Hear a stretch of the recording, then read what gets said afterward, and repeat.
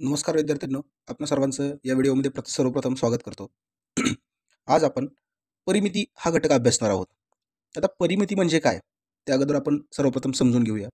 परिमिती म्हणजे एखाद्या बंदिस्त आकृतीची बाजूच्या लांबींची बेरीज म्हणजे परिमिती होय.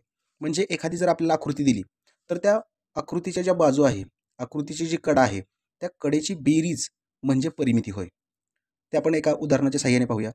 बघा, या ठिकाणी उदाहरण पहिले दिले, ABCD या आयताची परिमिती काढा. आपल्याला एक आयत दिलाय आणि त्याची परिमिती आपल्याला काढायची. तर त्याची लांबी जी दिली ती 5 सेंटीमीटर दिली आणि रुंदी दिली 4 सेंटीमीटर दिली.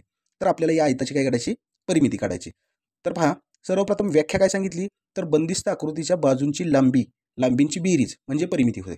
म्हणजे या ठिकाणी आयताची समोरासमोरील बाजू समान असतात. म्हणजेच या ठिकाणी लांबी आहे 5 सेंटीमीटर अधिक त्याच्या समोरची बाजू पण 5च असणार, 5 सेंटीमीटर अधिक त्यानंतर रुंदी आहे 4 सेंटीमीटर अधिक त्याच्या समोरचीही 4च असणार, 4 सेंटीमीटर. मग या ठिकाणी आयताची परिमिती बरोबर या सगळ्या बाजूंची आपण काय करणार आहोत, बेरीज करणार आहोत.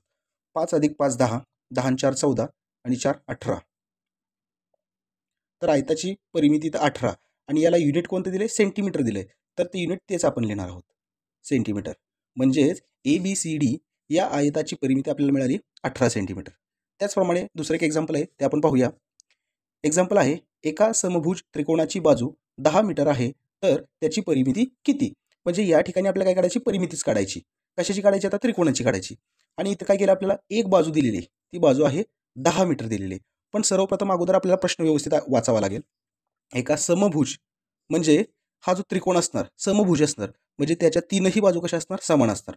म्हणजे तीनही बाजू किती असणार, 10 मीटर असणार. या ठिकाणी 10 मीटर असणार. मग आपण आपल्याला काय सांगितली आकृती, तर एखाद्या बंदिस्त आकृतीच्या बाजूंच्या लांबींची बेरीज. लांबी दिली 10 मीटर. मग त्रिकोणाची परिमिती बरोबर पहिली बाजू 10 मीटर अधिक दुसरी बाजू 10 मीटर अधिक तिसरी बाजू 10 मीटर. म्हणजे या ठिकाणी आपल्याला त्रिकोणाची परिमिती मिळाली 10 अधिक 10 20 अधिक 10 30. म्हणजे या ठिकाणी त्रिकोणाची परिमिती मिळाली आपल्याला 30 मीटर. अशा प्रकारे आपण कोणत्याही बंदिस्त आकृतीची परिमिती काढू शकतो. याच्यासाठी सूत्रसुद्धा आहे. आयताची परिमिती असेल तर 2 गुणिले लांबी अधिक रुंदी हे सूत्र वापरलं जातं. आणि त्रिकोणाची परिमितीचं काय दिलं जातं, तर समभुज त्रिकोण असेल तर 3 गुणिले बाजू. अशा प्रकारे आपण ते करू शकतो. पुढचं एक्झाम्पल पाहूया.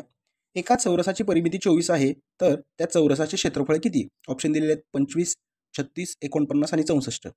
तर आपल्याला सर्वप्रथम त्या चौरसाची बाजू काढावी लागेल.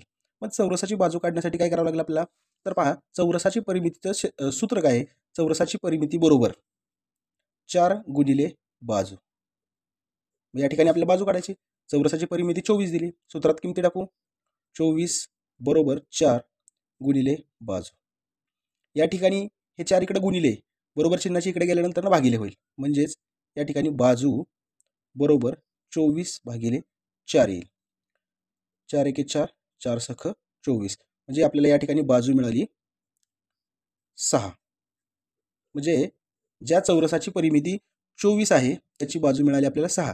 मग ही बाजू मिळाली तर या बाजूवरून आपण चौरसाचे क्षेत्रफळ काढू शकतो. मग चौरसाचे क्षेत्रफळ काढण्याचे सूत्र काय आहे, चौरसाचे क्षेत्रफळ बरोबर बाजूचा वर्ग. या ठिकाणी बाजू आपल्याला 6 दिली, 6चा वर्ग 36.